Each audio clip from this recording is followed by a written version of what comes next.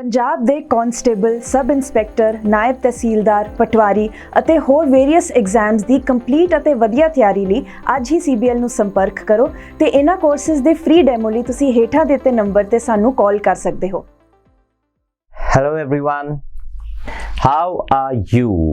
And the most important question is, are you actually studying or not?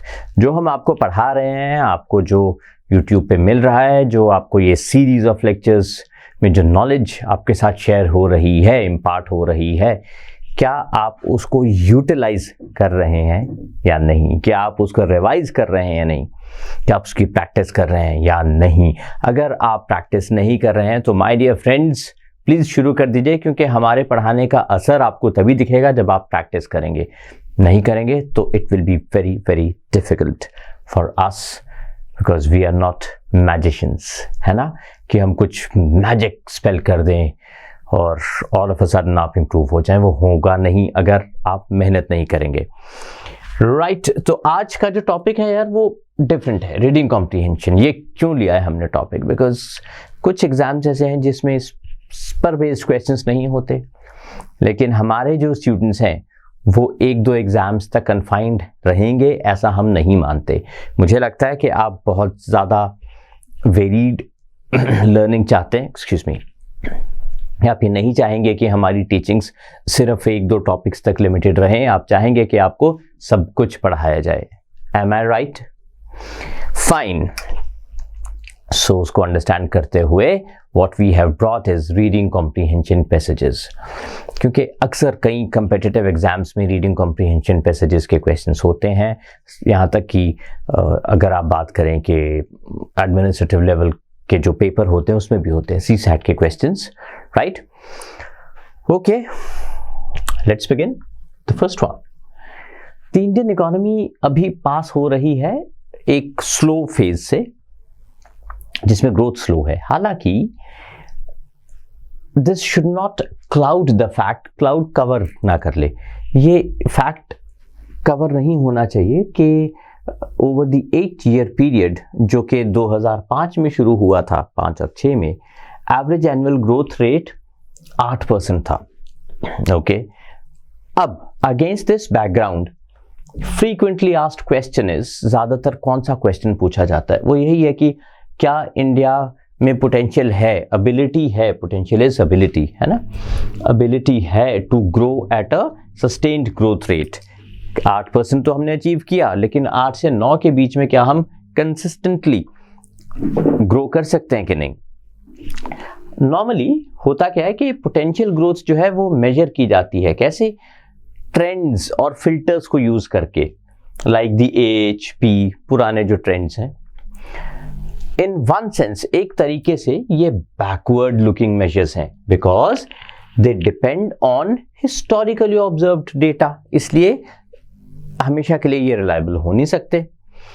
अब in the case of measuring capacity, अगर हम बात करते हैं कि कैपेसिटी मेजर करने की जो यूटिलाइजेशन है ना, सो उसमें जो मैक्सिमम कैपेसिटी है वो अक्सर maximum capacity to grow, it is very often taken as the maximum output achieved. क्या करते हैं कि जो ज्यादा रिजल्ट आया है, मैक्सिमम रिजल्ट जो आया है, उसको मान लेते हैं कि ये पोटेंशियल है ना, ये मैक्सिमम कैपेसिटी है, जबकि वो होता नहीं है। In any case, in the case of determining the potential rate, अगर आपने पोटेंशियल रेट डिटर्मिन करना है of growth of the economy, one can take the maximum growth rate achieved in the recent past as the lowest estimate। तो जो maximum आपने grow किया है, आप उसको lowest estimate of the potential मान लें। यानी आप ये मानें कि इतना तो ग्रो हो गया ना, अब तो यहां से और जाना है, तो इसको आप ये माने कि लोएस्ट है, हमने इससे ऊपर ही जाना है।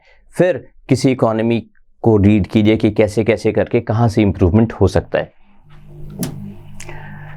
अब ये assumption की जा सकती है, if there is reason to believe that the maximum growth rate achieved, जो recent past में है, वो कोई तुक्का नहीं है, one off event नहीं है, and the growth rate achieved was robust। और रोबस्ट थी। वो रोबस्ट मतलब बहुत ही हेल्दी ग्रोथ रेट अचीव किया गया था। हमने अचीव किया था growth rate of this much in 2005 and 6, followed by 9.6% जो कि बहुत ही अच्छा ग्रोथ रेट है, and 9.3% again very good in the subsequent 2 years। सो 2008 तक की ये बात हो रही है, 8-9। उसके बाद थोड़ा डिक्लाइन हुआ in the wake of international financial crisis, recession. Growth rate फिर 9.3% पर आ गया था। 2010-11 की ये बात हो रही है। वो ये ट्रू है, बिल्कुल ट्रू है ये बात। सो इन मेनी वेज अब जो ग्रोथ रेट था ना achieved in the high phase of ये, इट वाज रोबस्ट, काफी ज्यादा था। जो डोमेस्टिक सेविंग्स थी घरेलू, उनका जो रेट था इस पीरियड में वो एवरेज इतना हुआ।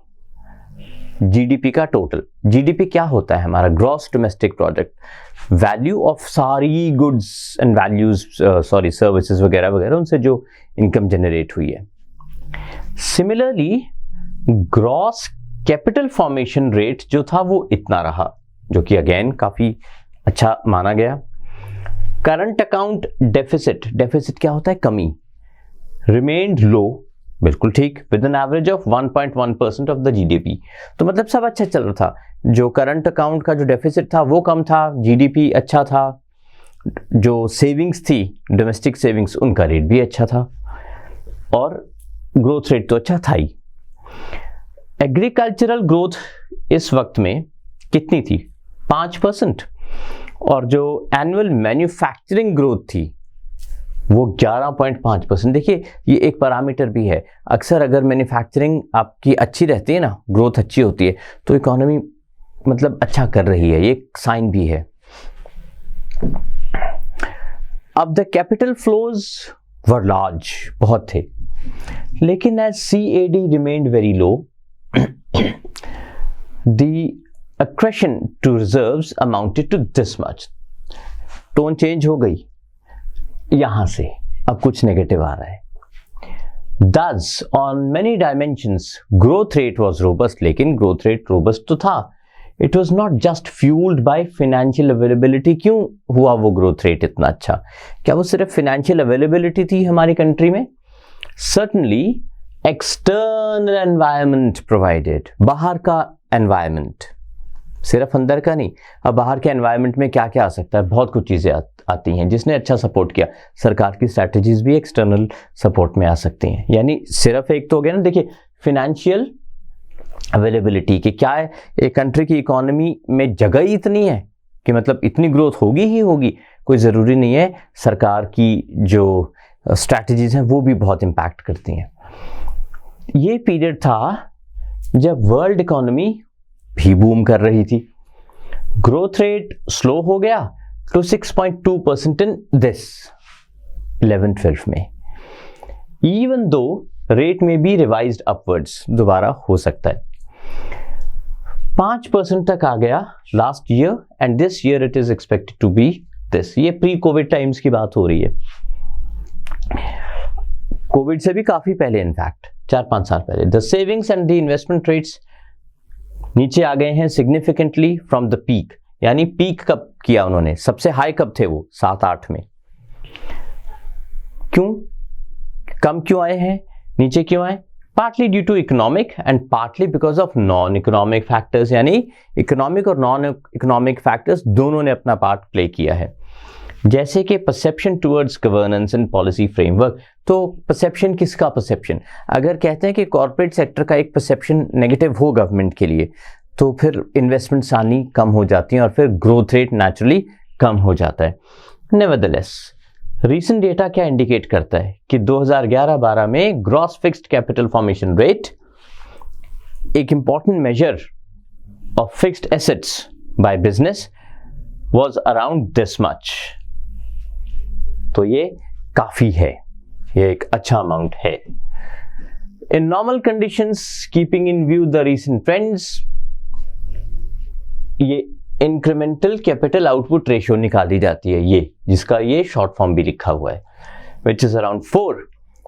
this should have given us a growth rate of this much, 7.5 तक का, लेकिन एक्चुअल रेट कम हुआ, वो 6% ही रहा. Economic growth has in fact नीचे आ गई है बहुत स्टीपली उस स्टैंडर्ड से जहां पर हम थे या लग रहा था कि वहां पर हम रहेंगे.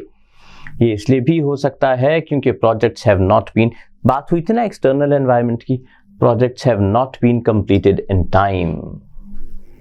ये एक बहुत बड़ा फैक्टर हो सकता है. चलिए, टोन कैसी है? एक ही वर्ड है क्या? क्रैबी है? क्रैब तो यार समथिंग इररिलेवेंट. मरूज है, स्विंग है. स्विंग मतलब इधर उधर भटकना, ऐसा तो भटक तो नहीं रहा है, इन्वेस्टिगेटिव है. ऑथर ने इन्वेस्टिगेशन ही तो किया है. This is the best choice. Next one, out of the following options find the best title. अब टाइटल वो होगा जो सेंट्रल आइडिया को सबसे अच्छे से एक्सप्रेस करेगा. डिप इन द इकोनॉमी, क्या सिर्फ डिप की बात हुई है? नहीं, राइज की भी बात हुई है, तो ये तो हो नहीं सकता. बूमिंग इकोनॉमी, सिर्फ बूम की बात हुई है? नहीं, डिप की भी बात हुई है. सो दोनों ही टाइटल्स इनकम्प्लीट रह गए. An account of economic highs and lows, ये हो सकता है. फैक्टर्स इम्पैक्टिंग इकोनॉमिक ग्रोथ, देखिए मोस्ट इंपॉर्टेंट क्या है, उन्होंने कहा है कि एक्सटर्नल फैक्टर्स का बहुत बड़ा हाथ होता है, राइट. सो सिर्फ अकाउंट नहीं है, सिर्फ ये नहीं, अकाउंट क्या होता है, सिर्फ ये बता देना ग्रो हुआ या डिप कर गया, डिप कर गया या ग्रो हो गया. उन्होंने फैक्टर्स भी इंक्लूड किए हैं. इकोनॉमिक ग्रोथ, ये बेस्ट चॉइस है, मोस्ट कॉम्प्रिहेंसिव चॉइस है. What does the word perceptions mean in the given context? Prejudices? Yeah, discernments, lack of trust, understanding. Prejudice क्या होता है? Bias. Bias तो नहीं बना यहाँ पे. वहाँ पे था ना जहाँ पे ये था कि corporate world की क्या perceptions है. Understanding नहीं, discernments. Discernments क्या होता है? जब आप कुछ चीज़ देख कर आप किसी नतीजे पर पहुंचे, कोई चीज़ समझ पाए, वो ये है. सो गवर्नमेंटल स्ट्रैटेजीज के बाद ही तो डिसर्न कर किया होगा कुछ. What is the theme? Swank about the economic growth, बड़ी बड़ी हाँकना? No. Bewail over lacklustre, रोना मचाना, है बर्बाद हो गए, तबाह हो गए, वो भी नहीं है. Excoriating governmental strategies, unfair criticism किया कहीं? नहीं किया. या बहुत गंदा criticism? No. Broaching the factors, broach करना मतलब to bring something to discussion. देखिए, so broaching the factors of and their import, क्या फैक्टर्स, उनका क्या रिजल्ट रहा है, उसको डिस्कस किया है. In accordance with the passage it is safe to say that the retrospectively prospective economic augmentation strength, right, can be gazed bye मतलब पढ़ी जा सकती है. Examining the governmental strategies only, alluring potential investors, not overlooking and studying drifts. Ignore नहीं करना पड़ता है drifts को. ड्रिफ्ट्स बहुत इंपॉर्टेंट है. हाईलाइट करने से नहीं होगा, स्टडी करने से होगा. और स्टडी जब आप करेंगे तो आप you will not overlook drifts. ये करेक्ट आंसर है. देखिए बहुत क्लोज हैं दोनों, थर्ड और फोर्थ, लेकिन शब्दों का सारा जाल है. In the fourth it says highlighting, highlight करने से थोड़ा कुछ होता है. नॉट ओवरलुकिंग, जब आप रीड करेंगे तो आप ओवरलुक नहीं करेंगे. ये करेक्ट आंसर है.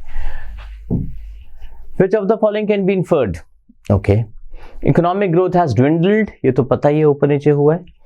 Economy rather has been growing from strength to strength without any challenges, ये contrary हो गया. Modern measures of measuring economy do not primarily rely on historical data. और economic growth has been transient, ये और ये गलत है क्योंकि दोनों ही गिवन है. जो भी डायरेक्टली गिवन होगा वो इन्फ्रेंस नहीं होता. ये आपका करेक्ट आंसर है. उन्होंने लिखा भी है एक जगह कि ये थोड़ा ट्रेडिशनल हो गए हैं. सो मॉडर्न वाले उस स्ट्रैटेजी को यूज नहीं करेंगे या ओवर रिलाई उस पर नहीं करेंगे. This takes us to the next passage.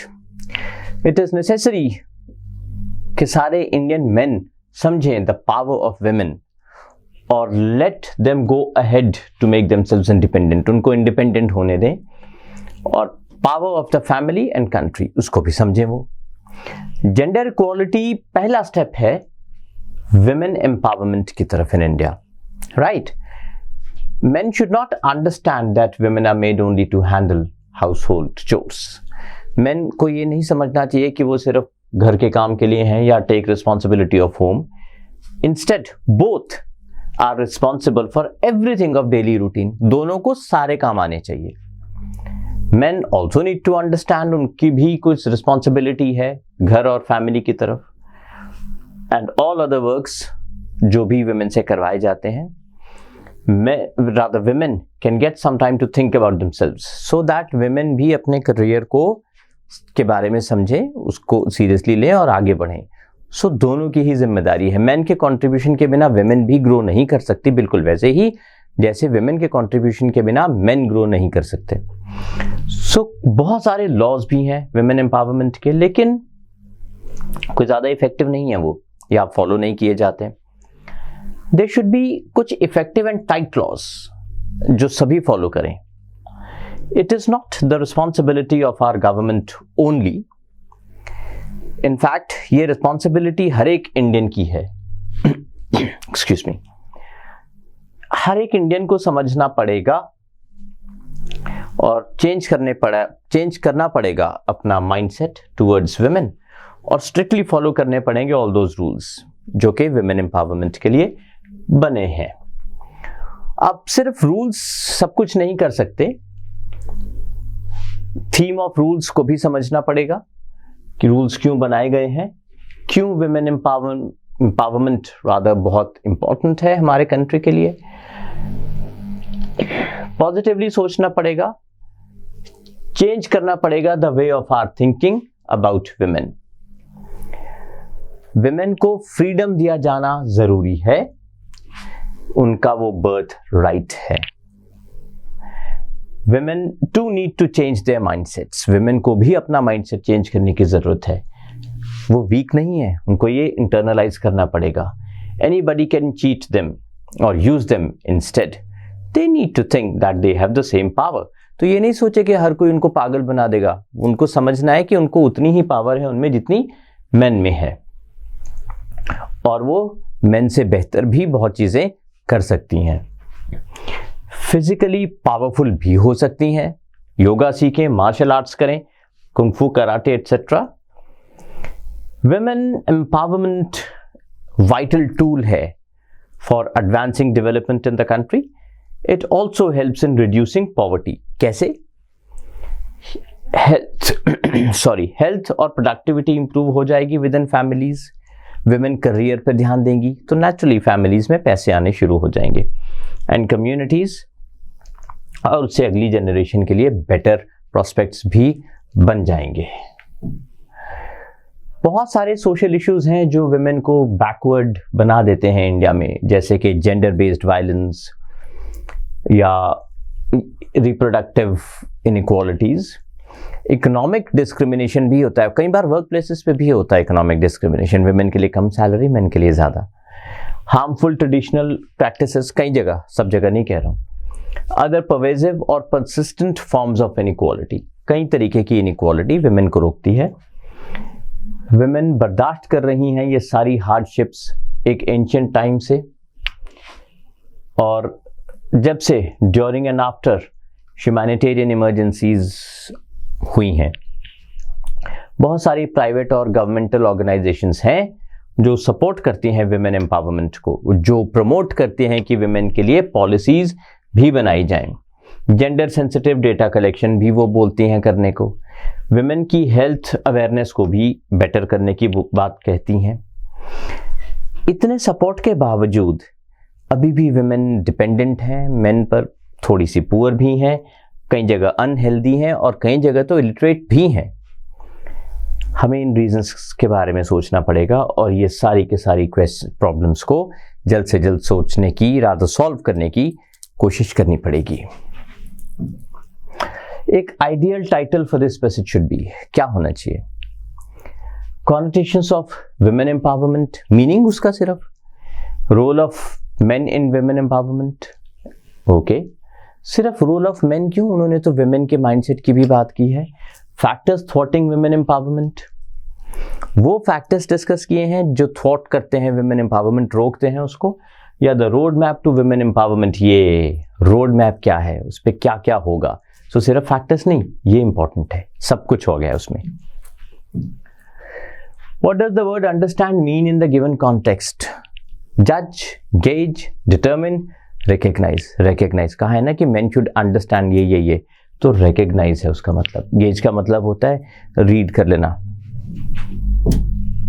What is the theme? Discussion of the role played by men in women empowerment. Again, theme सिर्फ men वाला नहीं है. Chronicling the assorted revamping of women empowerment. क्या chronicle किया है? पहले ये हुआ, फिर वो हुआ? नहीं. Defying the propagators and perpetrators of women empowerment? No. सिर्फ challenge करना है? कुछ नहीं. Assert किया है methods को with which women attrition could be minimized. Attrition मतलब कमजोर कर देना किसी को, तो उसको कम कर दिया जाए, वो वाले फैक्टर्स को रीड करने की कोशिश की गई है.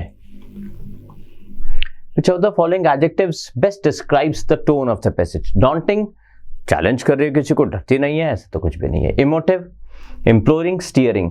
Emotive होती है जो एक फीलिंग अराउज करे, ये फीलिंग्स अराउज नहीं कर रहा है ऑथर. Imploring मतलब प्लीज वुमेन को आगे जाने दो, गिड़गिड़ाना, वो भी नहीं है.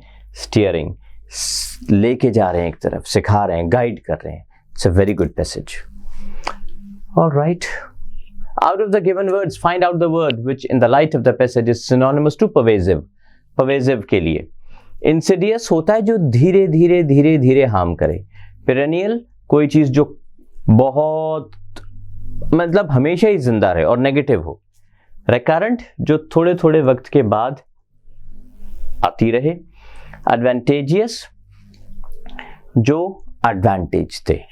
सो कौन सा बिल्कुल करेक्ट है? Insidious, perennial, recurrent, advantageous. pervasive होता है जो स्प्रेड है सब जगह, राइट?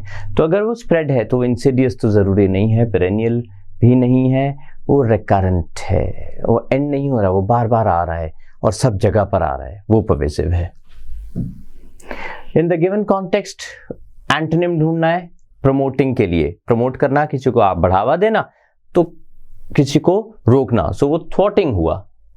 सब्सटैंशिएटिंग तो होता है प्रूव करना कोई चीज. कोरॉबरेटिंग होता है सपोर्ट, बटरेस करना भी सपोर्ट होता है. The career, okay, which of the following can be inferred?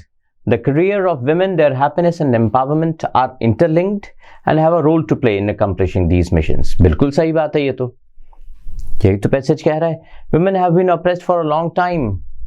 not really. oppressed हैं वो, लेकिन ये चीज हमारे जो पैसेज है उसमें से इन्फर नहीं हो रहा. women are still dependent on men, ये डायरेक्टली दिया है तो ये आंसर नहीं हो सकता. इन्फ्रेंस का आंसर आप जो इन्फर करें वो होता है, ना कि जो डायरेक्टली मेंशन्ड हो. Reasons behind the dependence of women on men need to be delved into. ये सबको मालूम ही है, दिए भी हैं उन्होंने. Therefore, option 1 is the best choice. This brings us to an end to this session. I hope आपको दोनों पैसेजेस और उनके क्वेश्चंस और आंसर्स क्लियरली समझ आ गए होंगे. बहुत जल्द फिर मुलाकात होगी with a new concept. Take care. Bye bye.